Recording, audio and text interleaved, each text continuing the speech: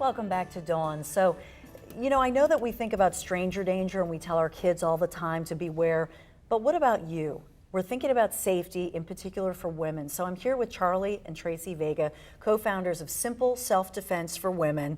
And this is so important. I love you guys. I love your message, that's for sure. But, before we begin, what all do you do? Because I've had you here on the show. You've been on, WMCN TV. But you actually go around the country, hired by companies, right. Police Athletic League and so on and so forth, educating people all over the country about safety. Absolutely. We Right. travel nationally. And Charley has actually got 30 years of martial arts experience, so he's a great instructor. We go out, we teach women and children, and we work with colleges, universities, we work with companies that want to do something for their employees or do something special for their clients. They bring us out, so we travel all around the country. So we do workshops, seminars, guest speaking. So nowadays, there, Craigslist and all these things where we can sell that desk that's, right. Gathering dust down in the storage room.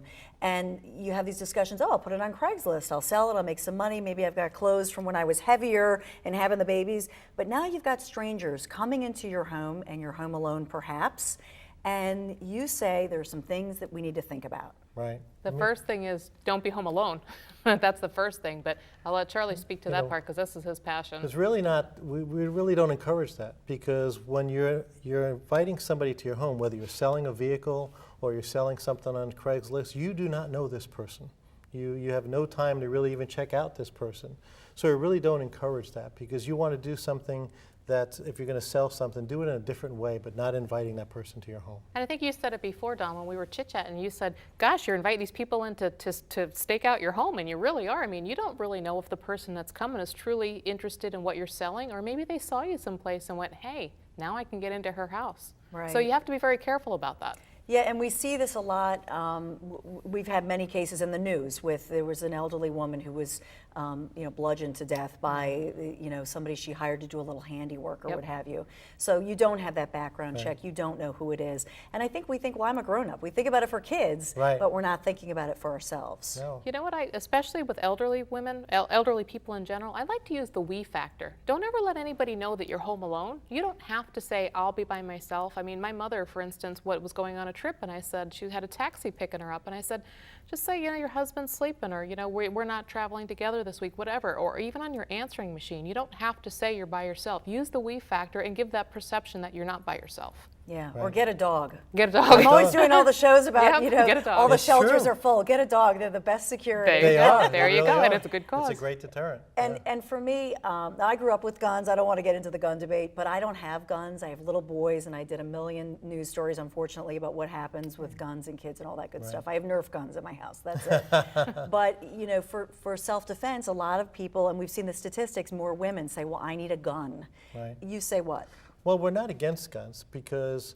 But we're against the people that don't train on They don't know how to use it. They don't know how to use it. They usually buy it, put it in a drawer, and never use it again. And bullets go through walls. Statistically speaking, you're more likely to harm somebody in your home than an intruder. So the real issue is if you're going to get a gun, make sure you know how to use it. Bullets go through walls. Understand that. And be prepared to use it. Women are nice. Women are going to pull out a gun and say, I'm not going to shoot. I'm going to shoot you. Don't get any closer. And don't get any closer. And if you don't pull the trigger, you can't change it once you do. But if you're not going to do it, don't pull it out. It's going to be used against you. Right. Yeah, it's and so guns true. can be taken away. If the person is close enough to you, there are ways that can take away the gun from that person very quickly. I was at the courthouse a month ago, and the police officer's elevator, the police go up the same elevator in the Justice Center with all of us, and I turned to two of the officers and I said, I can't believe they have you taking the same elevator. And one of the officers said, unfortunately, it's going to take somebody grabbing, one of our guns. So even the police are trained to deal with this, and that's what I always tell people. If you're buying a gun, you better know how to handle it. Most of us don't. And they still run into problems because they have to make a split-second decision. And these people are trained, and they still have problems. Imagine somebody who's not trained. Yeah, absolutely. You're kind of asking for trouble many times.